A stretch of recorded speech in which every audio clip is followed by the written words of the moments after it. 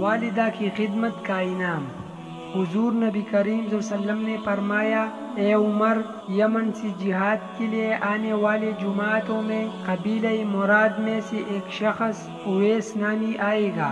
اس کی ایک والدہ ہے جس کے ساتھ وہ حسن سلوک کرتا ہے، جس کی وجہ سے اللہ تعالیٰ کے ہاں اس کا یہ مرتبہ ہے کہ اگر وہ کسی بات کے متعلق قسم کھا لے تو اللہ تعالیٰ اس کی قسم میں اس کو ضرور سچا کر دے۔ اگر تم سے یہ ہو سکے کہ وہ تمہارے لیے استغفار کرے تو تم ایسا ضرور کر لینا، یعنی اس سے دعائی مغفرت کرا لینا۔ چنانچہ حضرت عمر رضی اللہ تعالیٰ عنہ نے حضرت اویس قرنی رحمۃ اللہ علیہ سے ملاقات کی اور اپنے لیے مغفرت کی دعا کرائی۔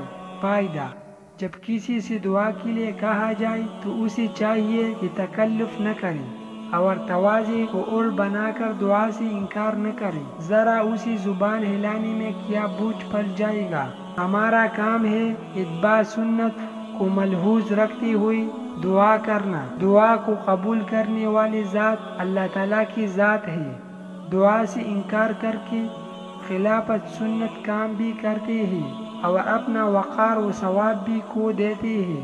اس کے علاوہ بڑا ظلم یہ کرتے ہیں کہ دعا کی درخواست کرنے والوں کی دل شکنی بھی ہوتی ہے۔ اس کے لیے خود بھی اپنے چھوٹے بڑے سے اپنے لیے دعا کی درخواست کرتے رہنا چاہیے، اور اگر دوسرے کوئی چھوٹے بڑے ہم سے دعا کی درخواست کرے تو بخوشی قبول کرتے ہوئے اس کے لیے حسب منشاء دعائے خیر کرتے رہنا چاہیے۔